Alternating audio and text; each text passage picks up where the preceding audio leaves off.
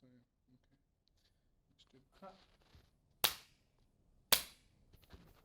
Hello, and welcome back to Lights Camera Podcast. This is the podcast where we discuss different movies, analyze them, give our opinions, and let you know what we think.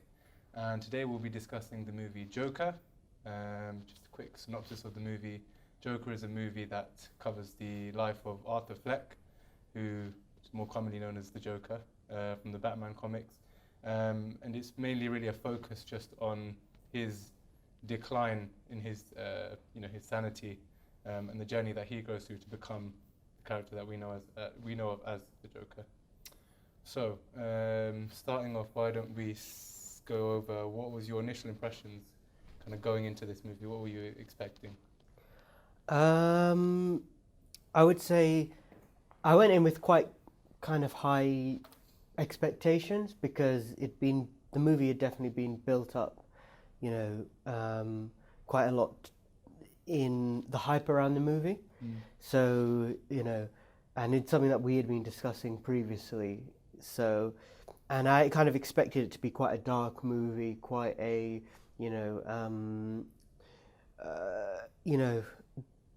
grimy in the sense of like comic book grimy, like dark, I suppose. And it was definitely delivered that, like what we wanted. And when we had discussed this previously, we said that we wanted to know a lot more about the character behind the Joker and his story. That's what we were interested in, and I think we definitely got that from this movie. What would you say? Yeah, I completely agree. As you said, we've mentioned it, we've spoken about it before, and in the last episode, I guess I mentioned that it's a movie that I've been anticipating ever since its first promotional material was released earlier this year, I think. And what I liked about it, even from the very early stages of what we saw, was that it seemed that the director, I think his name's Todd Phillips, had a clear vision of what he wanted this movie to be about. And yeah, I think it definitely lived up to the expectation that I had for it. And I think currently for me, it's probably my movie of this year. Yeah. And I honestly don't see anything, beating it so far. We also saw Midsummer this year, which I wasn't as happy with than I was expecting. We saw Once Upon a Time in Hollywood, which was a good movie as well. But I do think Joker comes out on top for me. Yeah, definitely. I would fully agree. I think it came across in the movie that there was a very specific idea what the director wanted to get across, and that was definitely delivered successfully. So, in terms of kind of starting from the beginning, what did you kind of think of the opening scene of the movie? So you mean so in the opening we see that Arthur is playing a clown, a clown kind of for hire, and we see that he's kind of like promoting a store. He has one of those like old school sign flippers basically, and we see some kids steal his sign, and he chases after them. They basically beat him up.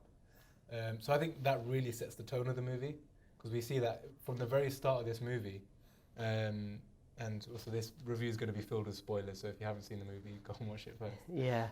But we find out later in the movie that even for his entire life, he seems to have been, on the lower foot. He's always been stepped on, basically. And from the very start of the movie, we see that. It's not a story of someone who's had happy days and then we see their decline. It's that they've always been at the bottom, but it just keeps getting lower and lower and lower. And I think that initial scene really gives us that in one picture, basically. Yeah, I agree, and I feel like it's done in the way that it's done is it really gets you, and the way that it was filmed, especially at the end of that kind of scene where he's lying on the ground, and the way the camera kind of pans out from him, and just the way that the thought and feeling that's gone into that scene, it really gets you on the side of Arthur. Do you know what I mean? Yeah, so definitely. you kind of really feel this empathy and sorrow for Arthur, seeing that he's someone who, he's always and people have just generally not been very nice to him. Mm. So yeah, I think it sets the tone for the movie very well as well. And that comes up again. He mentions it himself later in the movie when this is really jumping ahead, but we'll come back. That when he's talking to Thomas Wayne, Bruce Wayne's father, in the bathroom of like this, this really posh theater, and he basically just says to him like, all I've ever wanted is like a single piece of decency from a single person, and no one gives him any common decency. Yeah. And I think that really puts everything into summary, that if one person had shown him just some common decency, then what the events that unfold may not have happened necessarily. Yeah. And I think that's quite a powerful point in the movie. Yeah, definitely. I would agree. But if we do go back to just where we were so we see that he's lying on the ground and that he's been beaten up. And I think the next scene is we see him going to like a mental health clinic. We see him at a mental health clinic. Yeah. And so this obviously introduces the fact that he has some kind of mental health issues as part of his character as well. And we introduce to the fact that whenever he's in a situation that most people would find upsetting or scary, he has a reaction where he laughs instead, which is a common character trait of the Joker in general. And I think this is one of the examples of where the movie takes something that is comical or supernatural and puts it in a very grounded situation. So, for example, this situation where the Joker is manically laughing all the time, making it into something that may have actually happened.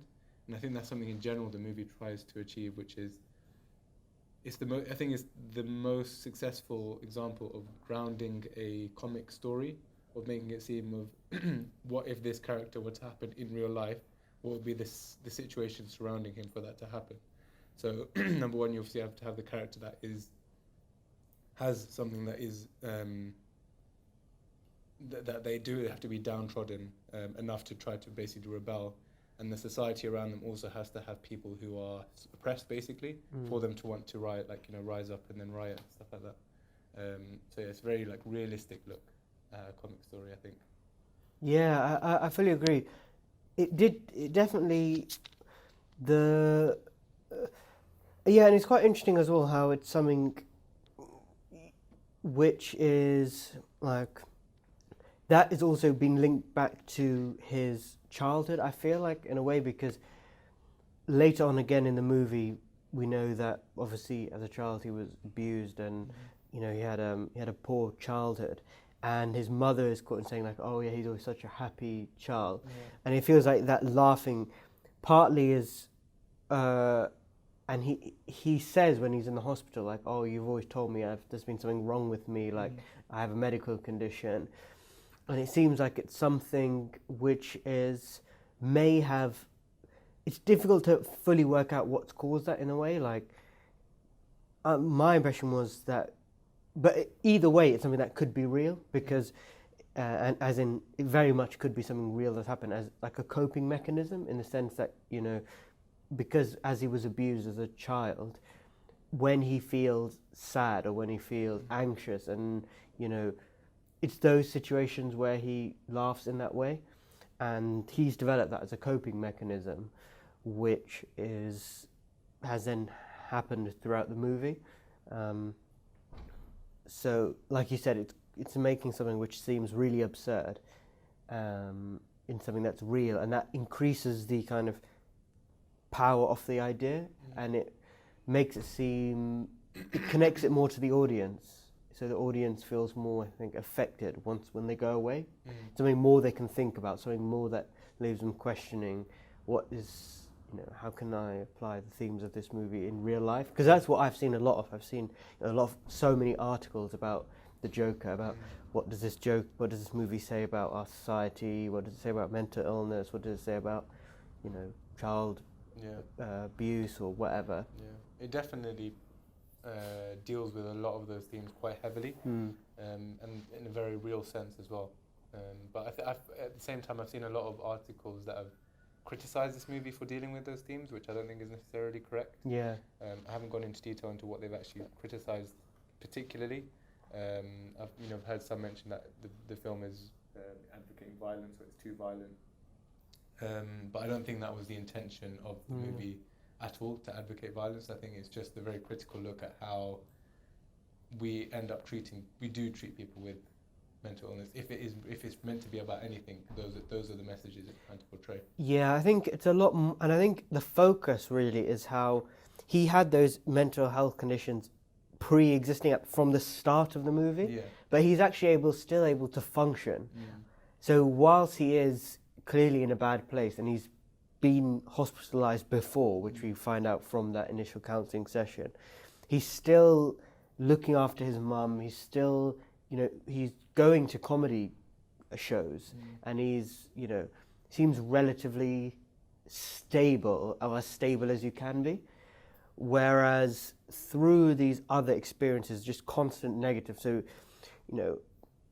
a build-up over a very short amount of time of negative things. Yeah. So being like, which we'll go on to, like his colleagues deceiving him, other people in society treading him down, to finding out about his mother, all these things accumulate, these societal things that push him over the edge. Yeah. And I think it's more about the societal aspect. Yeah. So there's all those negative things that happen to him. There's also there's negative things that happen to him, and there's also positive things that get taken away from him. Yeah. So for example, so we can just go into them. Yeah. So the positive things, like he learns that his mother isn't actually his birth mother, and that she adopted him, and that she's been delusional this whole time about this idea that, so his mother has this idea that Thomas Wayne, because they used to work for, she used to work for Thomas Wayne, that he's going to help them out of this situation and give them money and support them, and then he both finds out her delusion by the fact that she thinks that Thomas Wayne is his father, which obviously he comes to find isn't true, and that she's just mentally ill as well. And then also the fact that he imagines this relationship with his neighbour, that he goes on dates with her, and that she comes to his comedy shows, which we obviously find out that he's completely hallucinated, basically. And then also lastly, I think the final straw for him was, and this introduces our next character played by Robert De Niro, Murray, who's kind of like this talk show host, and I think in a lot of ways he represents everything that Arthur Fleck wants to be, but in reality he's the opposite of.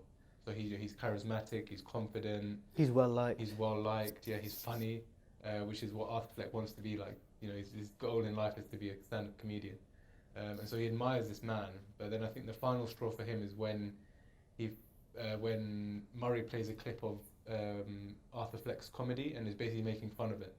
And I think that just shatters him completely, and that's when he basically just goes completely off the rails, and completely loses hope in ever returning to the way he was previously. So those are the kind of some of the things that are potentially positives, but that get taken away from him, as well as the negative things that happen to him. Yeah, that's really true. Yeah.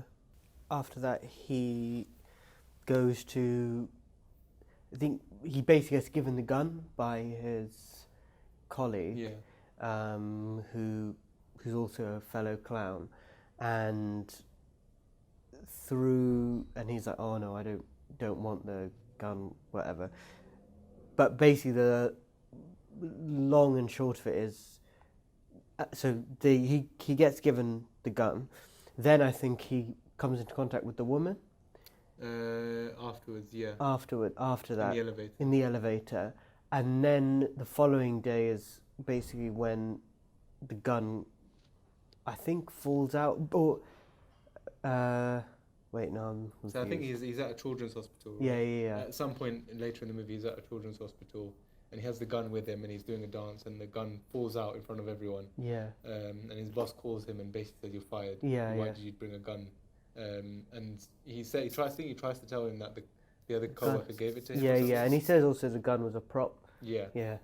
But again, that's this one demeaning job that he had, that he says he enjoys. Even that gets taken away from him. Yeah, exactly. So everything in his life is basically just falling apart. Yeah.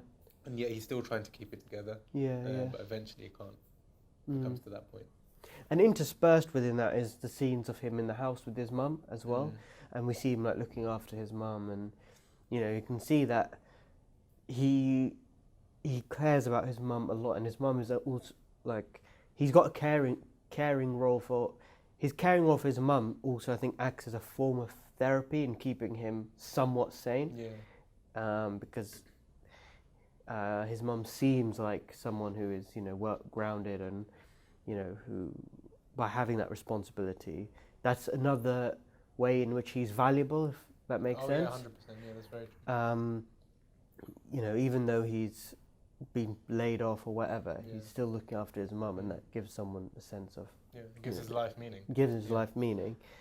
But I think when he comes to learn from Thomas Wayne that his mother has lied to him, and when he goes to the mental health hospital and reads her records which says that not only has she lied to him about being his mother, but she's also responsible for a lot of the abuse that he suffered as a child. He then completely snaps that around, and when she's in hospital after having a stroke, he basically kills her. And he says something at that point where you said earlier that he says, you always called me happy. I haven't had a single happy day in my life. And I think that I've read, I don't know where I've seen this, but it says somewhere that I've seen somewhere that, because obviously something that we've seen in previous iterations of the Joker, such as in The Dark Knight, is that there's kind of a dichotomy between the Joker and the Batman. They're almost like an unstoppable force and an immovable object, which is actually a quote from that movie. But I think something that I've seen was that the Batman is one bad day away from being the Joker. Oh, if that makes sense. Really? Meaning that both have gone through severe amounts of trauma. The Joker just got that one little amount that tipped him over the edge from trying to change himself to do good, from just wanting to go into complete anarchy and complete chaos. And so obviously we see that. I think this movie highlights that very well. Where everything is just bad. And he says that, and that's highlighted by him saying that he's never had a happy day in his life, which I thought was quite, it shows that the people behind this movie understand the character. Yes, definitely. What makes him the way he is. Yeah, definitely. And they painted him as being someone who, again, like, it's very, these types of movies can be very difficult to do because you have someone who is doing very, technically very bad actions, i.e. killing a bunch of people, but you're on their side in a way. Do you know what I mean? Like you empathize with them, you're not like fully against them. You understand it. You may not agree with it. You may not agree with where it's coming from. Exactly. Yeah. And I suppose it's that pushing the limit more and more. So I think most people would agree. Like at least certainly I felt in that first scene. So when he first. So again, we'll like move it on a little bit. That basically after he gets fired, he takes the train, the subway, and whilst on the subway, there are three like Wall Street basically bankers or whatever, quite high end people, and they're drunk or whatever, and they start, well, not necessarily drunk or just obnoxious. They start harassing a lady, and he starts laughing, and so basically they then come over to him and start beating him up, and this scene is probably one of my favourite scenes. Actually, the way it was filmed, from like out of a lot of movies, it basically it's one of my favourite scenes I think in a long time. Really? Yeah,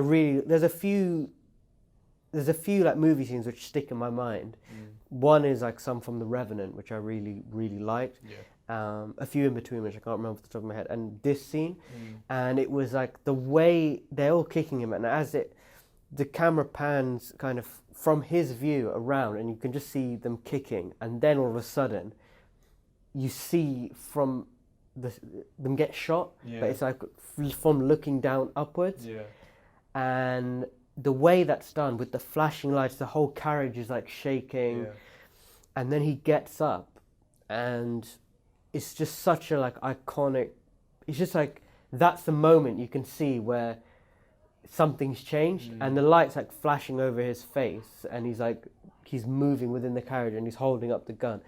And for me, I just thought that was so good, along with the backing track. Just one of those scenes which really gets you pumped, and you're like really invested in the scene. So even the way I'm talking about it now, like I really like that scene. So And seeing that again, you're like, man, this guy's kind of deserve it. Yeah. Even though like it's clearly a wrong thing to do, but he was getting beaten up. Yeah. But that is the starting point. But obviously, as the movie goes on and on, he does a few more and more evil things, and it's kind of becoming more drawing the line even further as he goes through the movie. Yeah. I think after that point, there's kind of two things going on at the movie at the same time. We have the main story of Arthur and following his journey, but in the background we see that the people living in Gotham at the time are starting to follow this idea of rebelling. So when they first kill those, and it's done very subtly, and I think it's done very well the way they build it up, especially towards the climax of the movie.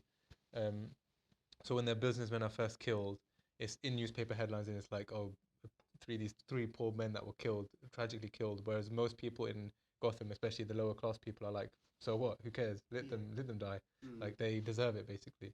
And then they say, this guy with the clown mask did it, and then you see people starting to wear the clown mask as if it's like a symbol of their like their hero, I guess. Yeah. I'm trying to think of an example, like the Guy Fawkes mask type thing. Do you see what I mean? Yeah. And then people take it. There's a whole protest happening outside the theatre that we see Arthur Fleck and Bruce Wayne in. Because I think not Bruce Wayne, Thomas Wayne. Because Thomas Wayne says something like he's running for mayor. Yeah. I think that's when they introduced that he's running for mayor, or just before that, and he gives a speech like, actually, it's an interview where he says like, "Oh yes, who would do this? Someone hidden behind a mask." And he says he basically again insults all those people. Yeah. So it's kind of again, which further increases that dichotomy between the people who are in like those positions of power and those who aren't. Because he says, "Oh, it's like people who've made stuff of their lives and people who will always be at the bottom." Yeah. And he calls them something. He calls them a name. Yeah, these people are like something. I can't remember. Yeah, he does. And Arthur's watching with his mum. Yeah. And he's smoking, and he's just watching with his mum, and I think he laughs like at the end. His mum's like, "Don't laugh." Yeah, don't laugh. Yeah. It's not funny. And again, it's kind of like, that difference between, and this is another actually important point of the movie that it's almost like someone like Thomas Wayne has no clue. Like they're living this life of luxury basically, while Arthur is living like this shabby place, and their lives are so different. And again, it's even with Murray at the end, like he basically, Arthur goes from really admiring Murray to putting him in this category off with Thomas Wayne and all these types of people. He says that you don't understand what it's like, basically. Yeah. And I'm glad that they went that direction by painting Thomas Wayne in that way, because it makes it just more realistic. Because obviously in the Batman comics he's the hero, but in reality a guy who's a billionaire is most likely, like especially in a city where most of the population is on the lower end of the economic scale. Yeah. He's probably not going to be a very good guy. Yeah. He will just be like your standard, pompous type of guy. Yeah. So when we're at that theatre, we see that the rebellion has formed a whole protest basically, and then all the way to the climax of the movie, we see that the whole city is in complete chaos, and they hail the Joker basically now as their like leader almost. We see, and I think that's it shows that he's always throughout almost the whole movie, up until right near the end, maybe like the third act, he's tried to be a part of society the way it should run, but as soon as he makes that decision to then turn to chaos, that's where he thrives, if you see what I mean. And I think it kind of shows that he was never given a chance really to ever prove himself in society. And the thing is, he's always tried to be someone who, just like you said, like he just wants people to respect him, listen to him, recognize him as having some sort of value. Whereas, and finally through doing everything the normal way, he's just never got that. Whether he does the stand-up and people make fun of him as a clown, even as a clown when he got fired, you know, he's just tried so hard to be recognized, Yeah. and the only time where he firstly notices that he's getting recognized is when he actually first kills those three guys. And you know, you can see he's really happy when he sees a person wearing the mask. Yeah. And there's actually a picture in the newspaper of, you know, a clown mask, and you can see him like pulling the face. And it's like finally he's being recognized and listened to, Yeah. and he's being noticed. And that of course culminates right at the end, where finally, you know, he's so many people have recognized, and in a way, not through him being, you know, comedian or whatever, but through him just, yeah, through chaos, he's Yeah. finally been recognized. Yeah. And the character of Arthur, throughout most of the whole movie, seems like a very innocent person who would never do any of the actions that he ends up doing. But I think he adopts the character of the Joker as like a mask that he's able. It's not Arthur doing these things; it's the Joker doing these things. So it enables him to justify a lot of the actions that he does. Like an alter ego type An alter thing. ego, yeah, or a split personality, basically. That and then that is the character that gains the notoriety, not Arthur Fleck. It's the Joker. Do you see what I mean? I want to talk a bit more about Robert De Niro's character as well. I mean, we talked about most of the things, but just one thing in particular. I really liked his performance. Joaquin Phoenix, his performance was spectacular, of course, but I thought De Niro, although he had a small role, it's probably the best performance I've seen from him in a long time.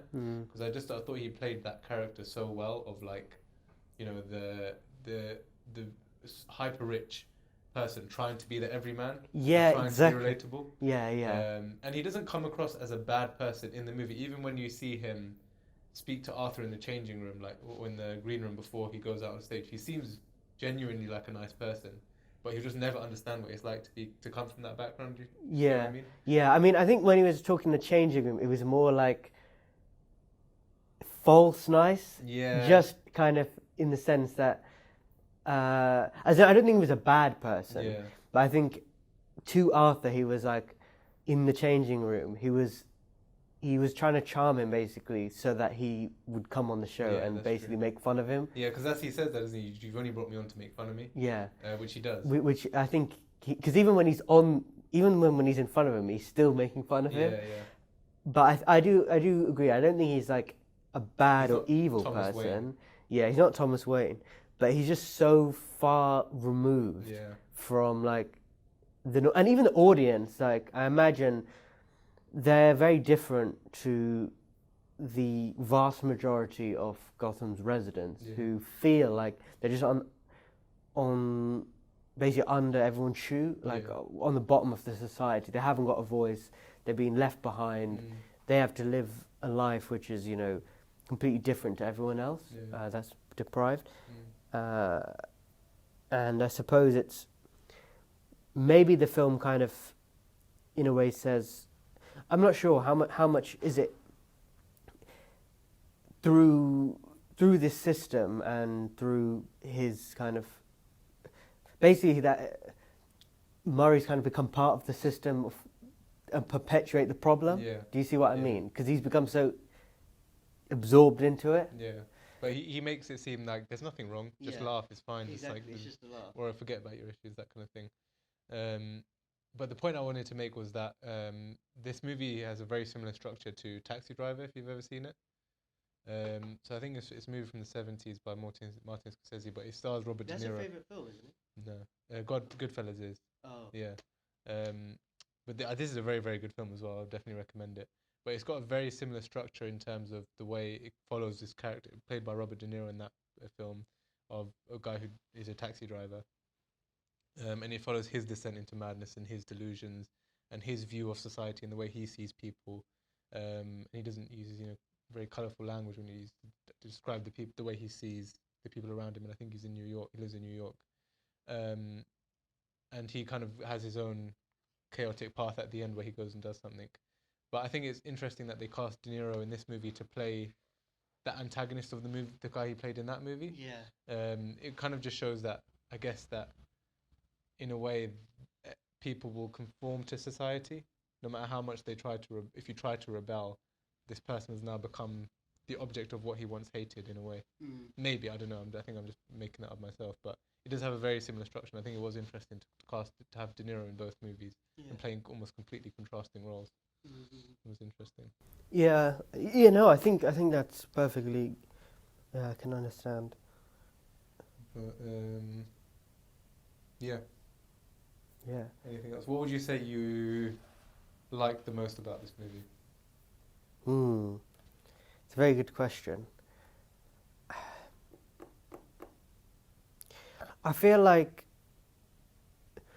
the movie was a movie which, what it did extremely well was the build up to the climax of the movie, and I think this was a movie where that was done so well. Yeah. As in, it worked towards the character development, the complexities, the multitude of things going on. Because whilst we also have this going on, and you have the tension building up regarding his, being mistreated, you also have the tension of, like, the police have called him, the police meet him outside the hospital.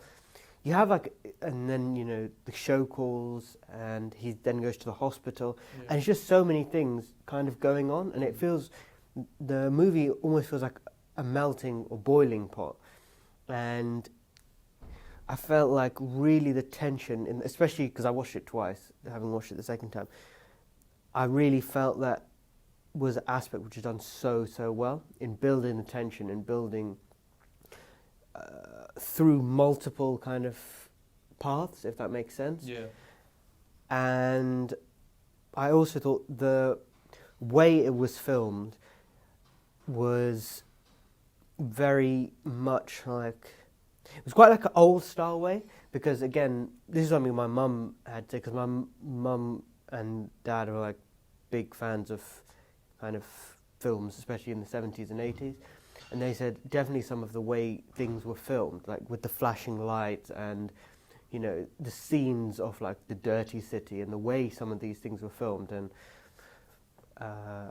like when he sat, for example, on the buses and trains, and just kind of the angles and the panning of it reminded them of films from back in the 70s and 80s in terms of the way it was filmed. Yeah. And it did, the way it was filmed did seem like a comic book. It fitted the origin of the story. Do you see what I mean? Yeah. It's really hard to explain, but I do think like a movie's camera work will influence also how you experience the movie.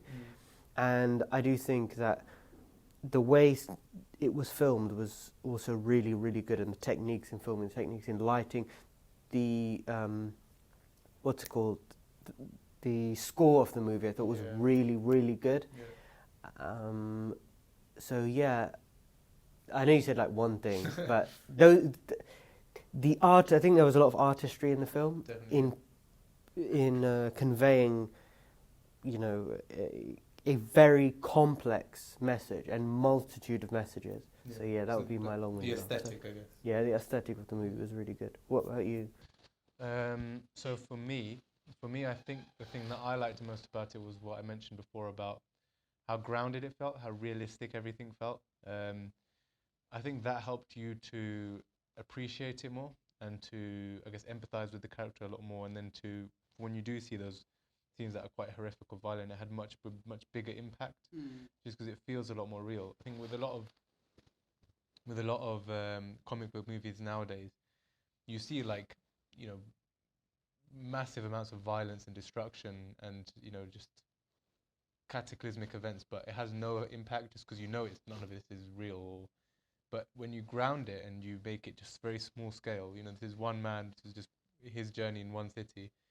And in the film, about maybe like 4 or 5 people die, but it has such an emotional impact because it is just such a tightly knit story about one person, and it is so grounded in events that could happen in real life. It has a much greater impact. So I think that's my favorite thing about the movie, I'd say, or amongst many. But if there's one thing, it'd be that. Is there anything you didn't like about it?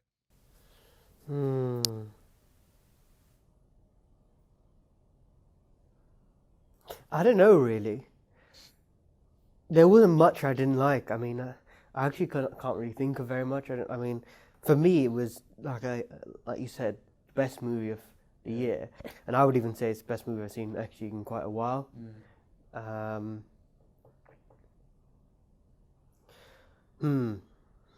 I'm actually not too sure. Yeah. Like, I think I just think it was so good. I think it was done to such a high standard. I can't really think of. No, fair enough. I think the only thing for me was, and it's a very minor point, and it's something I'm not even sure if is a legitimate criticism. But you know, at the end when when it's revealed that he is the person that killed those three men, Murray just continues the interview like nothing happened, almost in a way. Oh, yeah. Like he's like, "You did what? Tell me more about that." Yeah. Like usually, I would think that if that was revealed, they'd cut the cameras off or something, but they don't. And it seems they don't for the sake of the movie, so that we can see him get killed on camera. It's a very, very minor point. It didn't take me out of the movie or anything, but it's just something I thought about afterwards. Mm-hmm. But I think besides that, everything, like you said, was for me quite flawless. At least in terms of on a first viewing, anyway. But obviously you've seen it twice, so it probably cemented it for you in terms of how good it was. Yeah. But you mentioned, this is off topic from the movie, but you said that you had two different experiences watching it in two different cinemas. Yeah. Then we can wrap up. Yeah, it was interesting. Having watched it in London, Yeah. it's interesting the way audiences, I think, from perhaps different backgrounds consume movies. Because I actually do think there's a difference. I think perhaps in the demographic of people who watch the movies in terms of cultural differences, even within the UK, I think there is. I think watching it in London, people seem to find the humour a lot more in the bits that were humorous, not like finding humour in the bad bits. Everyone found that bad.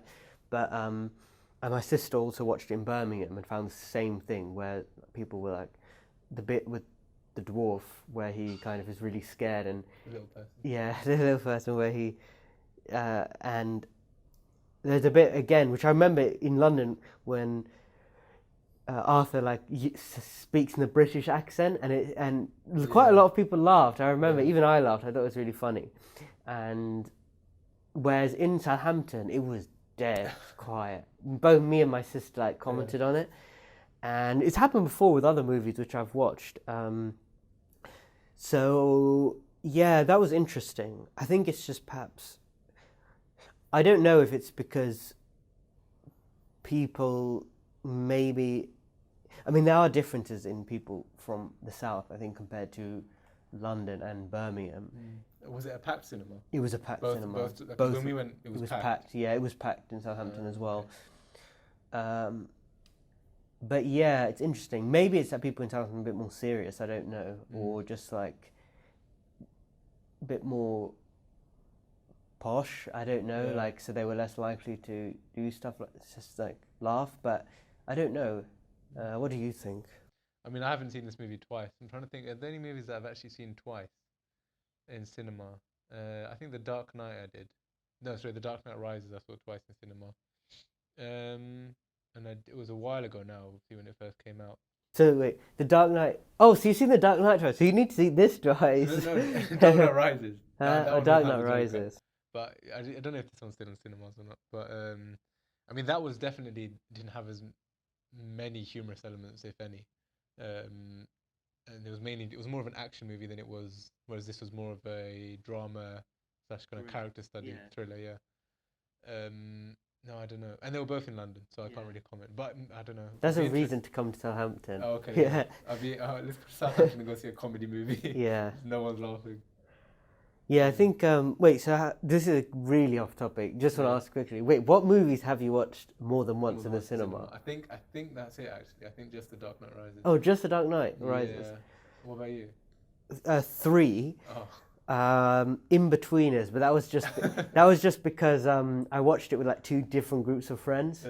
Not because it was a funny movie, but it wasn't based on its merits. It was just because I had nothing to do, so I watched it with my friends when I was in secondary school. Revenant, which I watched with you guys and I watched with my family. And Joker, which I watched with you guys and I watched with my family. Anyway, so thank you very much for watching. I think that brings us to the end of the discussion. Let us know in the comments what you thought about the Joker. Did you like it? Did you not like it? And if so, why? And if you liked the video, consider subscribing and let us know if there's any movies you'd want us to review. Other than that, goodbye. Bye.